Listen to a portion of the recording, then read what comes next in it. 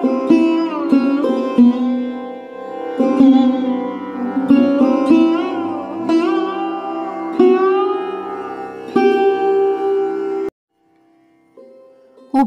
পালের প্রবন্ধ ওড়িশার পটশিল্পে দেবী সরস্বতী থেকে নির্বাচিত অংশ, পত্রিকার ৩৬তম বর্ষ, তৃতীয় সংখ্যা।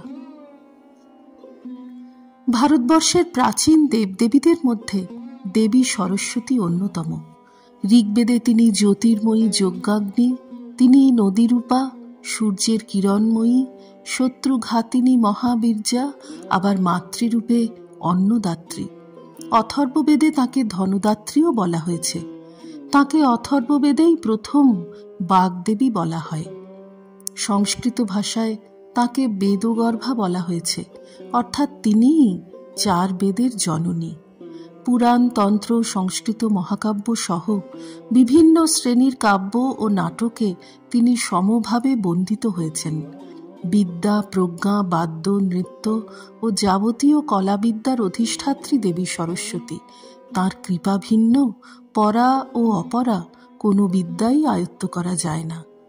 মহর্ষি বাল্মীকি, ব্যাসদেব, কালিদাস প্রমুখ প্রাচীন কবিদের সঙ্গে জড়িত রয়েছে দেবীর অজস্র কিংবদন্তি।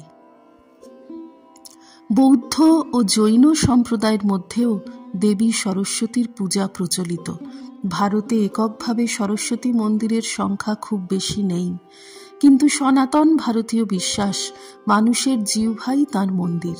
প্রতিটি ধ্বনি তাঁর সৃষ্টি, তাঁর প্রকাশ।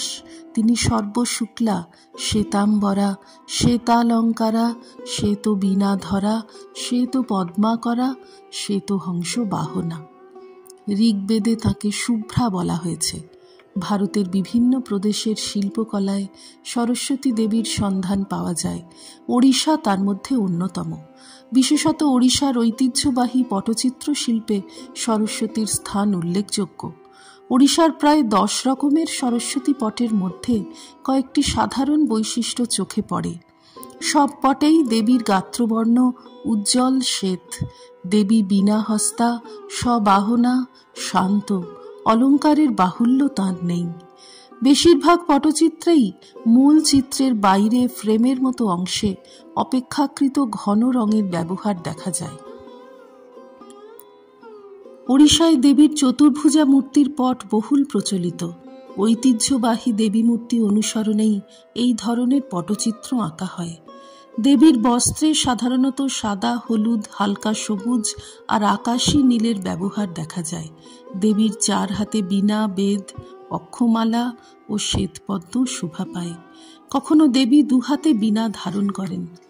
এসব পটে দেবীর বাহন রাজমরালের উপস্থিতি থাকলেও দেবী সাধারণত শ্বেতপদ্মে বিরাজিতা। আবার কোনো পটে হংসের পরিবর্তে ময়ূর দেখা যায়। কাঠখয়েরি ছাড়াও সাদা বা হলদেটে সাদা রঙের বীণায় দেবীকে সাজানো হয়। সাধারণ বীণা ছাড়া রুদ্রবীণা আর একমুখী বীণাও দেখা যায়। কোনো কোনো পটে দেবী ত্রিনয়নী।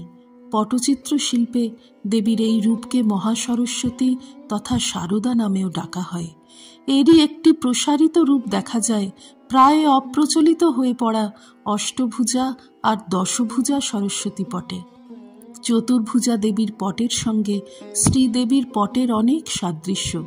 ওড়িশায় পুরুষ দেবতা মাত্রেই জগন্নাথের ভাবে মণ্ডিত, নারী দেবতা মাত্রেই জগন্নাথের শক্তি শ্রীদেবীর ভাববৃদ্ধ।